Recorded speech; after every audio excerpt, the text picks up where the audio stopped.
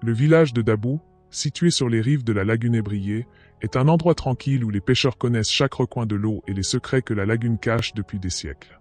Les hommes et les femmes du village ont toujours vécu en harmonie avec la nature, prenant ce dont ils avaient besoin tout en respectant les forces invisibles qui régissent la lagune. Mais un jour, un étranger arriva à Dadou. Son nom était Begré, et il portait sur ses épaules un lourd fardeau, invisible aux yeux des autres. Ce fut le début d'une aventure qui allait bouleverser l'équilibre de la vie du village et rappeler à chacun l'importance du respect de l'invisible.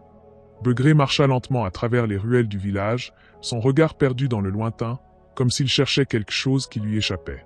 Ses vêtements étaient usés, presque déchirés, mais sa posture et sa démarche trahissaient une grande force. Lorsqu'il arriva près de la lagune, il s'arrêta un instant, observant les pêcheurs travailler sur les eaux tranquilles. Loba, le chef des pêcheurs, remarqua cet homme étrange et s'approcha de lui. « Loba, tu sembles avoir un long voyage derrière toi, étranger. Que cherches-tu ici ?» Begré. « Je cherche un endroit où l'on peut vivre en paix, un endroit où les hommes et les esprits de l'eau se respectent. » Loba le regarda d'un air curieux, puis l'invita à partager son repas. En tant que chef des pêcheurs, il savait que la lagune, bien que généreuse, pouvait parfois être capricieuse. Le soir, autour du feu, Begré raconta qu'il venait d'un autre village, celui qu'il avait perdu à cause d'une tempête qui, selon lui, n'était pas d'origine naturelle. Loba, sage mais prudent, n'en dit rien et accepta de le prendre sous son aile.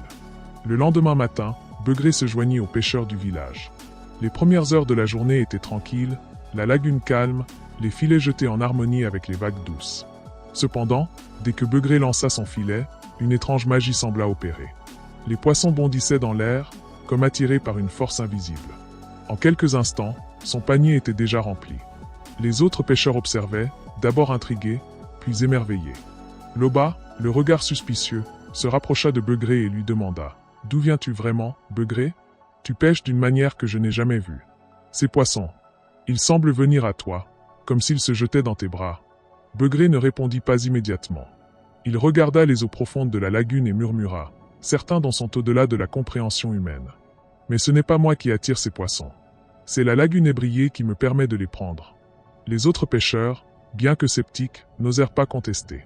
La prospérité que Begré apportait était incontestable. Les paniers de poissons étaient plus remplis que jamais, et le village vivait une période d'abondance. Mais Nangou, la vieille guérisseuse et sage du village, commença à ressentir un malaise grandissant. Elle connaissait bien les anciens contes, ceux qui parlaient des esprits des rivières et des lagunes, des esprits parfois bienveillants, parfois vengeurs. Une nuit, elle se rendit chez Loba. « Nangou, Loba, quelque chose ne va pas. Begré n'est pas un homme comme les autres. La lagune ébriée ne donne pas sans demander quelque chose en retour. Loba, tu te fais des idées, Nangou. Nous avons une abondance que nous n'avons jamais connue. Pourquoi s'inquiéter? Nangou, parce que les esprits de l'eau ne se laissent jamais amadouer sans raison. Si Begré est ici, il y a un prix à payer. L'équilibre a été rompu. Loba, bien que respectant les croyances de Nangou, n'y prêta pas encore toute son attention, absorbé par la prospérité nouvelle. Mais le doute était semé dans son cœur. Une semaine passa, et les rumeurs sur les pouvoirs de Begré se répandirent dans le village. Certains pêcheurs commençaient à se demander si tout cela n'était pas trop beau pour être vrai. Loba, se sentant tiraillé entre la gratitude et l'inquiétude, décida enfin de confronter Begré. Ce soir-là, alors que le soleil se couchait derrière les collines, la lagune ébriée semblait plus calme que d'habitude. Loba et Begré se retrouvèrent au bord de l'eau. La brume montait doucement, créant une atmosphère mystique. Loba, Begré, il est temps que tu me dises la vérité.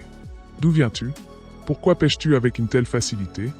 Begré leva les yeux vers la lagune, et d'une voix grave, il répondit. Loba, il est temps que tu connaisses mon histoire. Il y a bien longtemps, une tempête a englouti mon village, et moi avec. J'ai été perdu dans les profondeurs de la lagune ébriée. Mais les esprits de l'eau m'ont sauvé, me transformant en un pêcheur fantôme. Je suis entre deux mondes. Ce don de la pêche, je le partage avec toi et ton village, car je dois rendre ce que j'ai pris. Mais il y a un prix. Loba, frappé par ces révélations, comprit enfin la nature de Begré. Il n'était pas simplement un homme chanceux, mais un être condamné, un pêcheur fantôme, dont l'âme était liée à la lagune. Le lendemain, Begré réunit tous les habitants du village au bord de la lagune ébriée.